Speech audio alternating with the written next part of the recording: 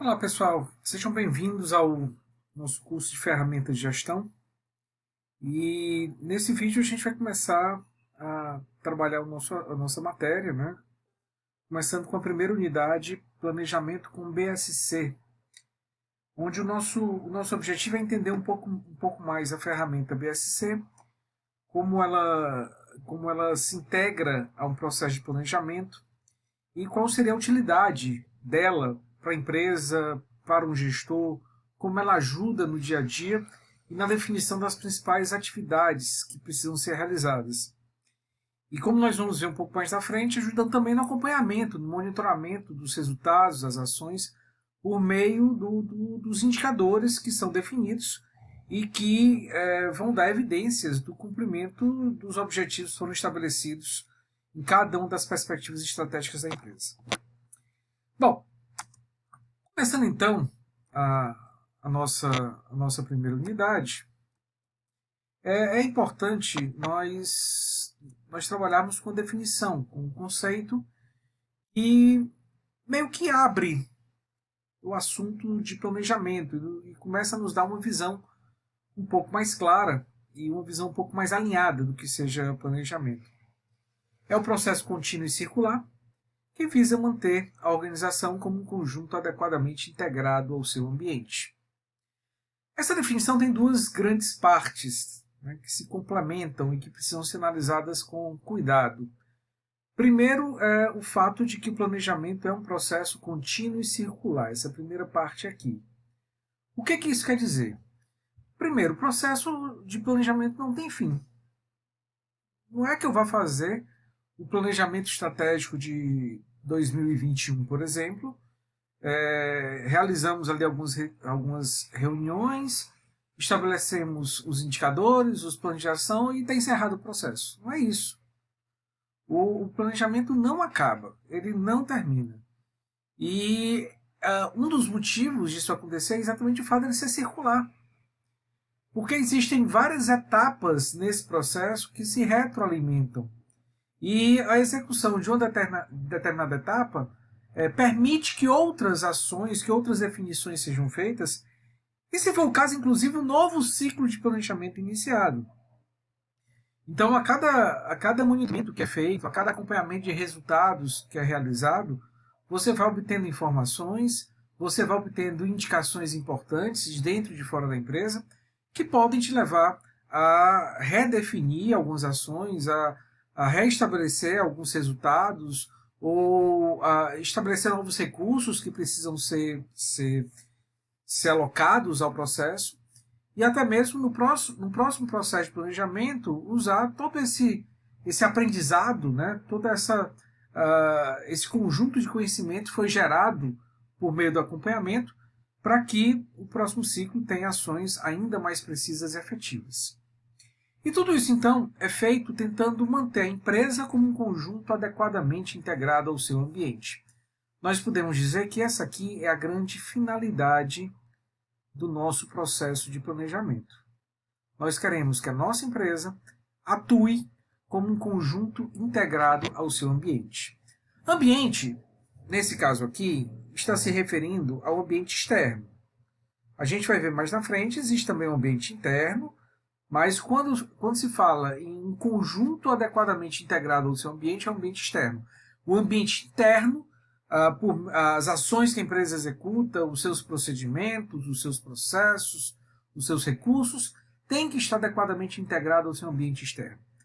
É no ambiente externo que estão todas as restrições. Por exemplo, restrições de ordem legal, restrições de ordem ambiental, política, social, demográfica, econômica, e também os elementos, as variáveis que vão se relacionar diretamente com a nossa empresa, como os fornecedores e os clientes, que são entidades sobre as quais nós não temos um controle direto, nós até podemos influenciá-las, principalmente dependendo do nosso tamanho, mas em muitos casos o mais comum é que nós sejamos influenciados. E a partir do momento em que nós estejamos trabalhando de forma integrada a esse ambiente, nós vamos estar oferecendo a esse mercado exatamente o que ele pretende. Nós vamos estar atuando de modo a satisfazer o cliente, porque nós entendemos a sua necessidade e fornecemos o que ele quer. Vamos estar conseguindo dar respostas rápidas à concorrência, às suas ações muitas vezes predatórias. Vamos estar trabalhando em conjunto com os fornecedores, com a sociedade, com as entidades que regulam de alguma forma o nosso funcionamento, como sindicatos, enfim. É um funcionamento tal que nos maximiza, que nos potencializa os resultados. Então esse é o grande foco do planejamento. Por meio desse processo de monitoramento, de retroalimentação, que é contínuo e circular, assegurar que o funcionamento da empresa seja tal que permita que ela gere os melhores resultados possíveis, considerando o contexto externo no qual ela está inserida.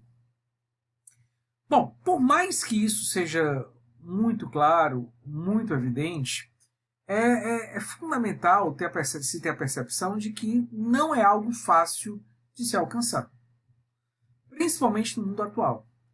Talvez vocês já tenham ouvido falar nessa sigla VUCA, Mundo VUCA. E essa é a realidade na qual as empresas estão inseridas. O que é o mundo VUCA? É um mundo, um ambiente externo, principalmente, caracterizado por 4 elementos, por 4 características. São elas a volatilidade, a incerteza, vem do inglês, uncertain, complexidade e ambiguidade. É importante a gente entender um pouco mais o que é cada um desses elementos, até para que vocês tenham uma percepção da dificuldade para os gestores de conseguir essa integração da empresa ao ambiente, o que reforça ainda mais a necessidade do planejamento. A dificuldade é a necessidade. Porque se fazendo todo o planejamento, aplicando a metodologia que a gente vai ver aqui, é difícil, muitas vezes não se consegue esse funcionamento integrado. Imagina uma empresa que não faz uso dessa ferramenta, dessa metodologia. Então, volatilidade é a frequência extremamente alta em que as mudanças acontecem.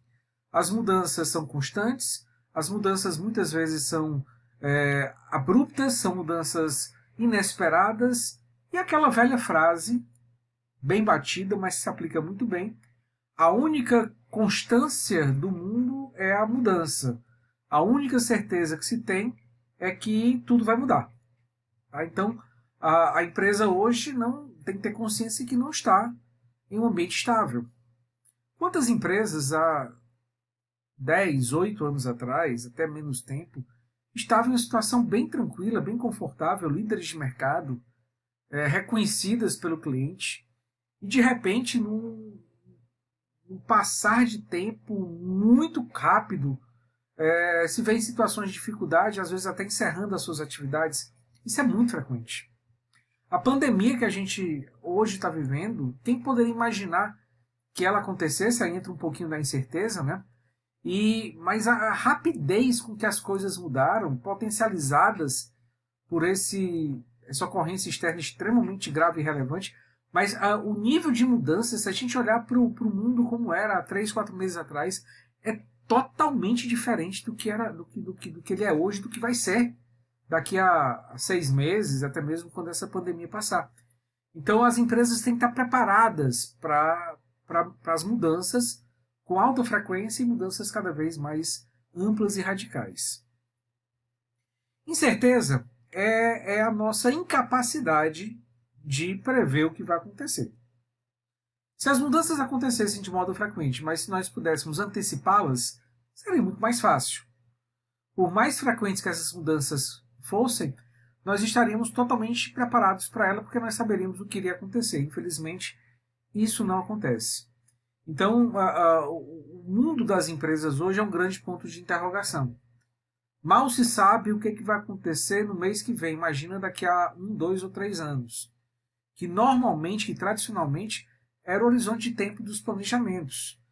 Então a incerteza, a dificuldade de obtenção da informação faz com que as empresas dependam cada vez mais dos gestores, da sua experiência, do seu feeling, do seu bom senso, das redes de relacionamento, da forma de obtenção de informações rápidas, seguras. O que faz com que muitas vezes seja mais importante para a empresa mudar, ter uma ação de mudança do que ter a mudança mais precisa e mais segura possível. Se a empresa esperar para ter todas as informações necessárias para implementar a mudança do modo mais seguro possível, ela perdeu o time. O concorrente já mudou, mesmo que aos trancos e barrancos, mesmo que tendo que refazer algumas coisas, que corrigir algumas ações ou decisões, mas pelo menos ele mudou, pelo menos ele começou a fazer algo diferente e talvez algo um pouco mais próximo ao que o mercado está querendo.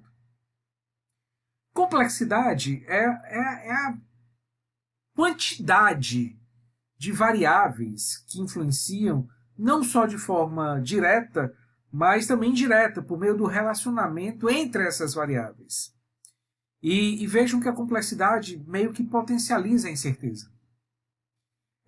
Mesmo que a gente tivesse conhecimento sobre variáveis, algumas variáveis que atuam, mais comuns que atuam, são tantas variáveis e que se relacionam de formas extremamente complexas e intrincadas, seria muito difícil, mesmo com um nível de conhecimento muito alto, que não se tem hoje, se determinar claramente o que deve ser feito. Então, um ambiente complexo indica um ambiente difícil de ser entendido. Não é só desconhecido, é algo difícil de se entender, difícil de determinar por meio dos sistemas que se tem hoje, das bases de informação que se tem hoje, qual seria o passo mais seguro a se dar. É mais um elemento que dificulta a tomada de decisão. E, finalmente, a ambiguidade. A ambiguidade diz respeito a situações extremamente diversas e controversas. Algo que pode parecer ruim, mas que, se visto de outra forma, pode ser positivo. Como a gente vai ver um pouco mais na frente, uma ameaça que pode vir a ser uma oportunidade, dependendo da forma como nós trabalhemos, dependendo da forma como o próprio contexto externo responder a esse fator. Então, é muito importante tentar ver as ocorrências de forma ampla, não de um modo imediato e restrito, mas de uma forma mais ampla, para entender todas as repercussões e todas as possibilidades de um determinado fato ou evento, para garantir que nós possamos tomar a melhor decisão possível e aproveitar as oportunidades quando elas aparecerem. Como eu falei para vocês, esses 4 elementos típicos do ambiente externo dificultam de forma significativa a vida dos gestores, né, o modo como as empresas deverão funcionar, e o planejamento é uma forma de se tentar reduzir um pouco a incerteza. E aí nós temos o ciclo PDCA. O ciclo PDCA como um instrumento simples, intuitivo, mas que dá uma ideia do que nós vamos ver ao longo dessa unidade em relação ao planejamento. Vamos estruturar bastante, lógico, nosso foco é a etapa P, mas é importante ter uma visão geral, afinal o que a gente quer é resultados, né? E eu não tenho resultados apenas planejando. Então, no planejamento, como nós vamos ver, o nosso grande objetivo além de estabelecer objetivos e metas, tem que estar claro aonde nós queremos chegar, eu tenho que saber também o que fazer para chegar lá. Eu tenho que estabelecer um plano de ação. Nesse plano de ação, eu vou estabelecer as ações a serem realizadas, os responsáveis, os recursos necessários, os prazos estabelecidos. Na execução, eu vou assegurar que tudo que foi previsto está disponível nas condições adequadas, que as pessoas estejam treinadas, e nós vamos colocar esse plano em operação.